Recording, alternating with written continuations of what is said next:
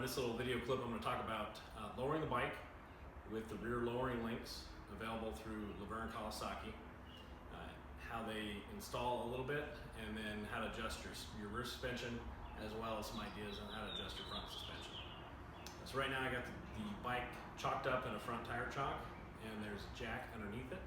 I just wanted to demonstrate how I set up the bike for working on different things. The easiest way that I found for working on the bike is to initially put it in the tire chalk, and you can use any of them that you want. You get them from Harbor Freight for like 50 bucks, or you get the more expensive ones like I've got, which is an aluminum one from Condor. You just ride right up in it, and it holds the bike straight up and down. At that point, you can use these platform jacks, which I will jump the camera around to lift the bike. So you can see there the bike is chalked up in the front chalk. The bike stands straight up and down. You're not using your side stand at all. And from here you can either lift the front of the bike by running the jack up right in the very front edge of the frame, or you can lift just the rear. Either way the bike stays level, so it's not going to tilt one way or the other because the jack that I have controls it from tipping.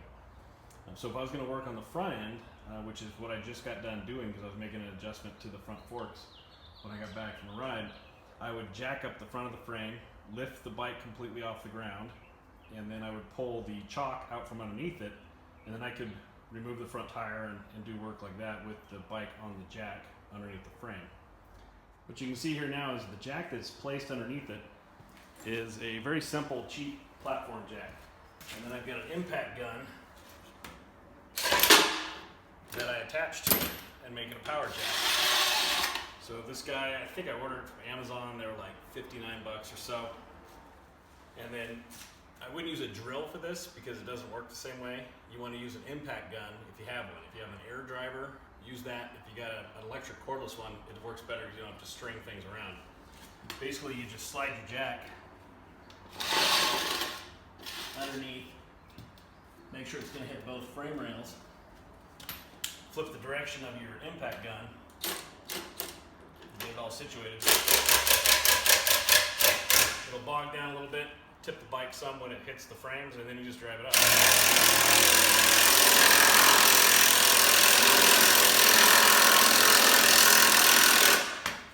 Once the front tire's off the ground, if I was going to do work on the front,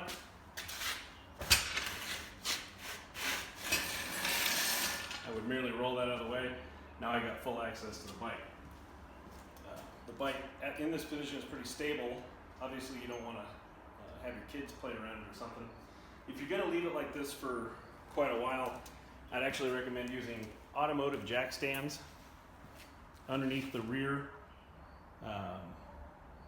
crash bars. Let's see if I can get that to focus right. So if you were to do this in reverse and you jack up the rear high enough to get automotive jack stands with a folded up towel underneath these guys, then you could lower the rear onto this, and now you have a platform to work on that's nearly 3 feet wide. So if you were to bump into it, it's very stable. And these are plenty strong for that kind of thing. So I'm just going to pop this back underneath. This isn't really what I wanted to show you. Once I get that situated, switch the direction of the, and now the bike's stable still. It's back in the cradle of the front tire. If I was going to be working on the rear, I would move this to the rear, flip my direction, make sure I'm getting both frame rails.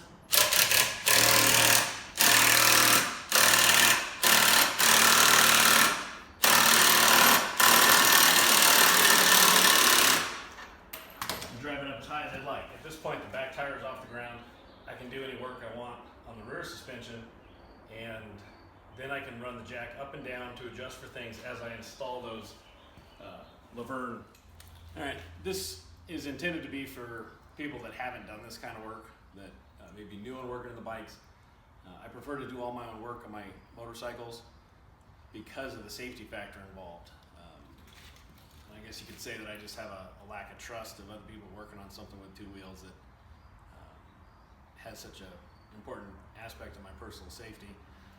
But it is what it is, and then you get to know more about your bike, how things work, what looks right, what looks wrong. And to me, buying a few extra tools here and there is an investment. I'll use those for the rest of my life. They'll be passed on to my kids, and hopefully they'll get some use out of them. So I'd much rather be doing my own work than paying somebody else to do this kind of stuff. And it's not hard. Most of it just requires a little bit of the lifting equipment, like I showed you here, to keep it really safe, and then some hand tools. So the Luverne, and forgive me if I'm saying Luverne wrong, and maybe pronounced totally different, but their lowering links came with plenty of good instructions, and I'm just going to run you through what they look like and how to get to the area to do it, install them. Obviously, you got to take your bag off to make room. I like to use a couple extensions for this. And it's actually a 10mm socket. It's the 2 larger bolts that are on the inside. The other 2 smaller bolts attach a little hook on the back. The hook is like a safety hook, so if these bolts were to back themselves out of your bags while you're riding, the bag can't fall off. The bags are super simple. It's just a plastic shell. They'll leave the bolts inside so they don't get lost. And then take the key out. And what you do is you just lift up on the bag and they come right off. If you look at the bottom of them, they've got little circular things that sit in the rubber grommets that are part of the frame. The frame really creates the strength for these guys. And then they just bolt in 2 bolts here, and that safety hook I was mentioning, that's silver on the back, that just hooks onto this little hook. That way if the bolts come out, they can't fall off while you're riding unless you hit a big bump or something. So you can put this aside, something that won't scratch it. And then we'll talk about the rear suspension.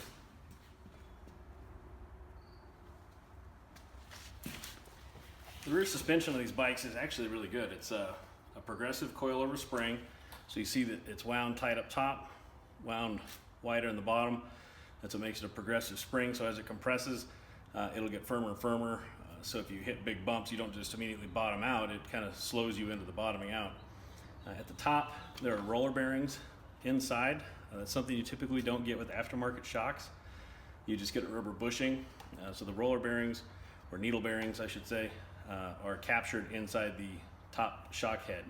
If you want to adjust the rebound, there's a dial on the top. Normal setting is 2, and the rebound adjusts how quickly the shock re-extends itself. And then for the preload on this particular setup, they're using an air shock. So inside you pressurize the cylinder with air. It's up at the top, and I'll talk about that later. And that sets your preload and the overall stiffness of the shock. I think most guys are running no pressure when they have a stock setup. And I think that's what I was doing before as well. And then if you load up for a trip or something, you would then add some air to it to stiffen it up a little bit. You may also want to add rebound to it by going to number 3, Roman numeral 3 on the rebound, because when you add pressure in here, then it wants to push back out faster. So as you go over bumps, it kind of makes things a little more harsh, having more pressure but not rebound to control it. And that's something you just got to play with. So I'm going to give you a better look at the Luverne links here. So looking at the bottom of the shock here, this was the old mount for the shock. So the shock had more of a straight up and down orientation. With the installation of the lowering links, you have this bar that's right here, and it runs back to this bolt here, attaches in, and then has a new bolt that attaches the shock to it. So that changes the angle of the shock, makes the shock less efficient in controlling the wheel speed, but it lowers the bike. This step out here changes the angle of the shock and then allows it to lower. I believe they state that it's about 3/4 of an inch. I would assume that's accurate. This little bar here is then supported by this puck that comes off the rear. When you install it, it comes with a whole bunch of different washers and spacers and things to make sure you're getting everything installed correctly.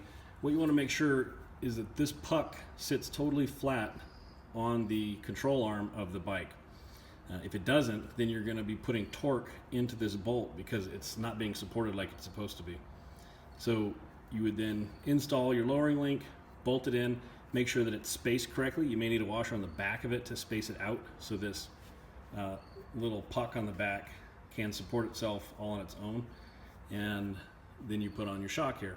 Now they say that it's best to remove this plastic piece. I had this installed and one of these bolts was stripped out at the time, so I chose not to remove the plastic piece. You can do it, you just got to get a closed-in wrench up in here, take the nut off the shock, and then slip the whole thing out to the side, because you have to come out evenly, because it's a bearing in the top and you can't really flex it. And then once you get the shock off, you can then reinstall it back up to this one and let it hang in this area, and then install it onto then install the lowering link. So once you get it installed on the lowering link is in, you slide this guy on, and then you put in your flat washer to support the bushing in the bottom, lock washer to make sure it stays tight, run everything down to the specs they require, and you're done. At that point, you go over to the other side, do the other side. There will be times that you got to run the bike up and down. So what I showed you earlier is a little trick to working with this bike. So now if I lean this out and I can't get it lined up because the arm or the control arm needs to be lower, then all I do is I jack the entire bike up a little bit, since I got that jack in the rear, until all my bolts line up and I slide it back on. Once it's back in place, I run my bolts down, move to the other side, and then I should be set up to do the other side. You may want to have both shocks removed at the same time so that they're not putting tension into the control arm at all, and then start jacking the bike up and down to get things lined up in the new position. That may have been how I ended up doing it. Once you get your lowering links installed, you'll want to go ahead and leave the bags off the bike, go out, take the bike for a ride, make sure everything works right. You're gonna, before you ride it, visually inspect it and make sure there's no clearance issues. On this side of the bike, you'll have the bags that are very close to the shock, and they actually sell a kit specific to the Vaqueros where they space out the bags a little bit. I don't think it's a concern. I didn't install their spacers because it actually kicks out the crash bars over here and the entire mount about 3/4 of an inch. I looked at it. Right now I've got at least a ½ an inch of clearance on the shock. I've never had it touch. Apparently somebody ruined a bag after installing the lowering link, so that is where the spacer came about. So you can buy the Vaquero kit and then look at yours, see if you need to use a spacer or not. I didn't use mine. Mine's a 2011 and I've got no clearance issues. Also, you need to look at your drive spool on the rear, because there's bolts on it, and that little puck that I showed you that sits on the frame rail or the A-arm. If you don't have that spaced right, that gets real close to the bolts that stick off the end of your drive spool, so you wouldn't want to ever have something shift back there and make contact while you're going 80 miles down the freeway and have it shear off bolts or something. I think there's about 3/8 of an inch gap between my little puck and the bolts that are part of that drive spool. After you get done test riding, everything seems fine. You have lowered the efficiency of your rear shocks by changing that angle. And if you read through the posts on Vulcan Vaquero, I think it was, where they originally posted that they were offering this for sale, the lowering links. Some people posted some really nasty comments about lowering links and how they're unsafe. And these bikes are made to handle a ton of weight. So in order to make that adjustment between the shock being in an efficient position and a less efficient position to control the rear wheel, you're going to need to do some setting changes in your with your preload and your rebound. So 2, Roman numeral 2 on your rebound is normally where the bikes are set for no weight. Once you put the lowering links on, I felt that number 3 was a little more appropriate. So just one click of the wheel, you can make those changes without taking the bags off. What you see here is the air block. I have a single air block that feeds both shocks. The way that these come from the factory is a split air block, so you have 2 valves that you have to load with air. And this was an add-on that somebody on one of the, I think it was the Vulcan Vaquero forum, was probably a machinist or going to machine school, made a bunch of these and offered it for sale for a little bit. And I don't know if they're available anymore. There's really no advantage to having it except for I just changed my settings once and then call it good. I don't have to do two different sides. You're supposed to be using an air pump like this guy here. You don't want to use a compressor for sure. People talk about bicycle pumps.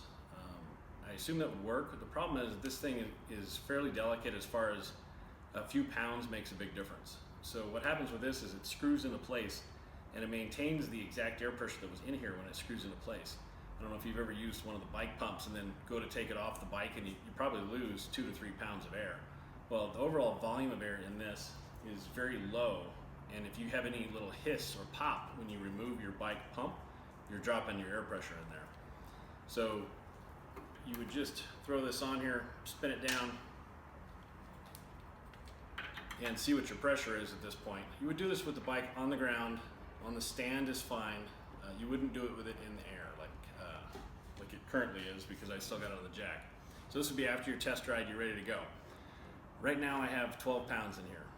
I think that's a good starting point for anybody that's about 200 pounds and they're riding by themselves. Going up, it gets more harsh, and I think you want it about as harsh or about as much pressure in it until it gets harsh. Once you notice that it's riding kind of harsh in the rear, then lower the pressure. On these pumps that are dedicated to this kind of thing, they got a little button, you just push it, it lowers the pressure, and you're good to go. If you want to go up, obviously you just pump it and it goes up like half a pound at a time. So you have a nice amount of control over things, and you don't really lose any air when you take it off, which is the key component here. These things can ride with you in case you need to make an adjustment. Your big bicycle pump can't. So look into these, you can get them on Amazon. So my suggestion for the Luverne Lynx, if you're about 200, 210 pounds, I run a rebound of 3 and about 12 pounds of air in the shocks. If you have the regular dual shock connections, then you're just gonna set them both at 12 pounds and call it good. So that's it on the rear end for me. If I go on a trip and I'm loading external luggage and I've got the bags full, I may end up with 20 pounds, 25 pounds, depending on how it feels, to keep the bike from doing weird things in high-speed corners where you may be passing or doing something. The bike will handle different based on how much load you have on it. And we'll move up to the front. I'll talk about that for a minute. So in the front of the bike, if you were to do this, you have to bring the bike off the ground, remove the front wheel, remove the front brake calipers first, and then you can get up in here and remove the bolts from the tree and remove your fender. Once you have the 3 bolts from each side out of the tree, your forks just slide right out. So once you slide them out, this cover here is covering up the part of the fork that compresses down into the lower fork leg, because you don't want to get bugs and gravel and things like that on it. When that stays in a pristine position or pristine condition, it protects the seals. The seals running right here if you haven't done a seal change. And the seals are what pressurize this thing and make it all work. As soon as you get oil leaking out of any of your fork seals, you need to have the seals changed or change them yourself, because that oil will come back down here, run down, and then run right into your brake caliper. Happens all the time if you just ignore those leaky seals. This bike was 6 years old with 16,000 miles on it, and when I did it, I pulled the front end apart to do the bearings and the steering. I noticed that this seal was leaking some, so I had to go ahead and do the rebuild. That's not because of the mileage, that's because it's 6 years old and things just dry out over time. The bike handles much better now because I lowered it and I increased the pressure in the shocks a little bit. The way we lower it is you have to completely remove this, because this thing sits at a certain position by a collar that's up here. This collar has a little Allen key screw on it where you loosen it up and then you slide the collar down. Now, by my calculations, I could only lower the front end about 5/8 of an inch by slipping the forks into the trees, is what it's called. So you move that collar down 5/8 of an inch, put this guy back on. You would measure them both side by side when you do them to make sure that you're getting them both dropped the exact amount. And then if you want to go further, I know some guys are doing it. I'm not sure how much this thing compresses when it's fully assembled.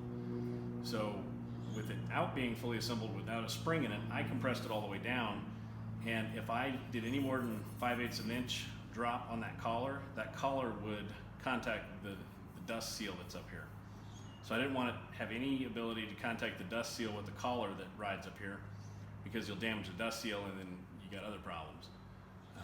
But putting the spring in it and then setting it up so it's fully ready to go, that may mitigate the collar hitting at 5/8 of an inch, because the spring could actually be limiting the total compression that can occur. So the spring may bottom out before this collar comes all the way down. So you might be able to go more than 5/8 of an inch. You'll have to play with it and see what you can do. You can also make adjustments to the stiffness of the front end based on how much oil you put in it. You don't want to go grossly overboard with the oil, but there is a normal range or a normal variance per the manual. You can look that up, see what that is, and you can go to the maximum oil level that's allowable. I just did that when I changed these out because I wanted the front end a little bit stiffer so it doesn't dive as much in braking and in corners. And it was a little bit too stiff. You got a little bit of a bounce to the front end over big bumps. So I just pulled it apart today, and I pulled out 8 milliliters of oil from each one, which would amount to about 2 millimeters of oil depth change. And then I put the caps back on. You don't have to pull that out to do these oil changes. So if you overfill it, you can remove the oil. You just need a fork oil level tool to do that. And measurements are not accurate once you don't have the fork straight up and down. So that's why I pulled out 8 milliliters and left it alone. I'm not actually trying to make a measurement because they're angled and you have the springs back in them. These are made to measure without the springs in them and compressed, which is a totally different situation when you're working on them on a bench. So I'm kind of rambling here, but you can adjust the oil level within them to stiffen them up a little bit if you want. But you do it in small increments, and you would never want to exceed the maximum range because it puts too much pressure on the seals. So I'm going to hop around and show you where these things actually slip so you understand what that's all about. If you look right here, you got silver showing around this ring, and that's the top of the forks. Normally, this cap, the rubber cap that's here, sits completely flat down into the top tree.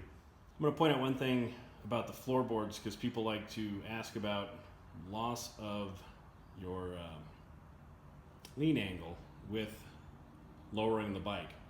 So I've lowered the bike a little bit. There is a chance, there is a fact that you will lose lean angle with lowering the bike. I also have changed my floorboards. So the floorboards on this bike normally are what touch down first. I don't touch the exhaust down or anything because I don't ride 2-up, and I've got a 2-into-1 that is tucked up really high. So the only thing that touches on this is the floorboards. So if we get in here and look at the floorboards, you can see that these aren't the factory ones. These floorboards sit up, I would say, at least 3/8 of an inch higher. The footboard is about 3/8 of an inch higher than the factory one. So it's a tad higher, but then it's thinner. If you look at this one, the deal for like the feeler is missing off here. I've got it removed. That normally sticks down about another 3/4 of an inch. So that sticks down about here. And if you compare them side by side, this is about the difference.